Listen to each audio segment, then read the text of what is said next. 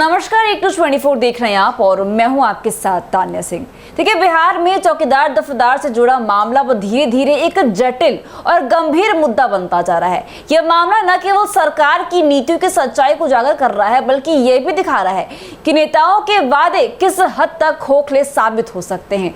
पहले तो ऐसा लग रहा था कि चौकीदारों को उनका हक और न्याय मिलेगा, लेकिन हाल ही की घटनाओं से स्पष्ट हो गया है कि अब यह सिर्फ एक राजनीतिक मुद्दा बनकर रह गया है। जब यह मामला उठा था तब केंद्रीय मंत्री चिराग पासवान ने चौकीदार संघ से मुलाकात की थी और उन्हें विश्वास दिलाया था कि वे संघर्ष में चौकीदारों के साथ खड़े रहेंगे।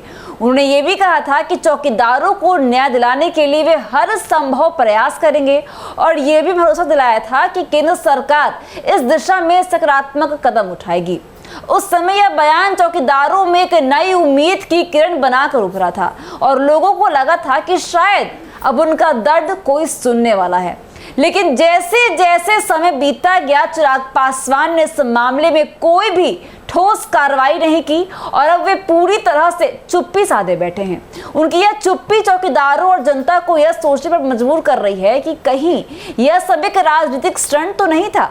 चौकीदारों को लग रहा है कि चिराग पासवान ने उनको इस्तेमाल सिर्फ अपनी राजनीतिक चमकाने के लिए किया है और अब जब उनका उद्देश्य पूरा हो गया है तो वो इस मुद्दे से किनारा कर चुके हैं। देखिए, यह रवैया दर्शाता है कि उन्हें चौकीदारों के भविष्य से कोई खास सरोकार नहीं है। इस मामले को लेकर एक न्यूज़ 24 हमारे चैनल ने लगातार रिपोर्टिंग की और हर अपडेट जनता के समक्ष साझा किया है।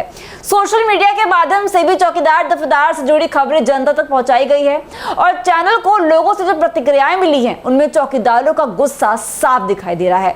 उन्होंने अपने कमेंट सेक्शन में खुलकर केंद्रीय मंत्री चिराग पासवान की आलोचना की है और उन्हें जिम्मेदार भी ठहराया है कि उन्होंने सिर्फ वादे किए लेकिन कोई अमल नहीं किया।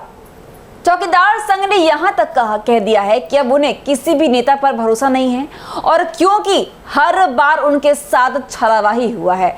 इस पूरी प्रक्रिया में जो सबसे चौंकाने वाली और दुखद मामला जो सामने आया है वो ये है कि सुप्रीम कोर्ट ने भी चौकीदार दफादार मामले को खारिज कर दिया है। अदालत ने यह स्पष्ट कर दिया है कि अब इस मामले में कोई भी सुनवाई नहीं होगी और यह खबर चौकीदारों के लिए किसी झटके से कम नहीं थी।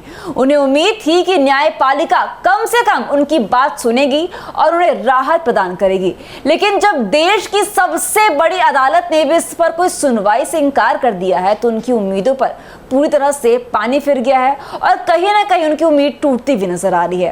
अब चौकीदार समुदाय के में गहरा आक्रोश और निराशा भी है। उन्हें लग रहा है कि अब उनका कोई सहारा नहीं है।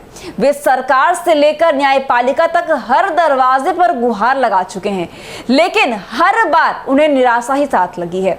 यह स्थिति न केवल चौकीदारों के लिए बल्कि पूरे देश की लोकतांत्रिक व्यवस्था के लिए चिंता का विषय बन गया है।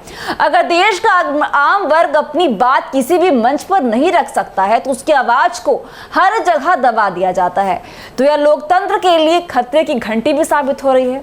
आज की तारीख में सवाल यह है कि अगर सरकार भी उनकी सुनवाई नहीं कर रही है तो नेता सिर्फ बयान देकर पीछा छुड़ा रहे हैं और अदालतों में भी मामले को खारिज कर दिया जा रहा है। तो फिर कौन है जो चौकीदारों को न्याय दिलाएगा? क्या उनका भविष्य यूं ही अंधेरे में डूब रहेगा और क्या उनकी वर्षों की सेवा और मेहनत का यही फल मिलेगा? अब जरूरत है कि इस मुद्दे को जन आंदोलन का रूप दिया जाए ताकि सरकार और व्यवस्था को यह महसूस हो कि आम जनता अपने अधिकारों के लिए जागरूक है और अन्याय के खिलाफ आवाज उठाना जानती है। अब यह मामला सिर्फ चौकीदारों का नहीं रह गया है, यह हर उस व्यक्ति का मामला है जो न्याय और समानता की उम्मीद करता है। चौकीदार दफादारों की लड़ाई अब सिर्फ नौकरी की नहीं रह गई है बल्कि सम्मान और अधिकार की लड़ाई बन चुकी है। अब क्या चौकीदारों को इंसाफ मिलेगा या ये लड़ाई यही खत्म हो जाएगी? देखना दिलचस्प होगा। तो ऐसी अपडेट्स के लिए बने रहिए हमारे साथ और देखते रहिए एक न्यूज़ 24। दीजिएगा इजाजत। धन्यवाद।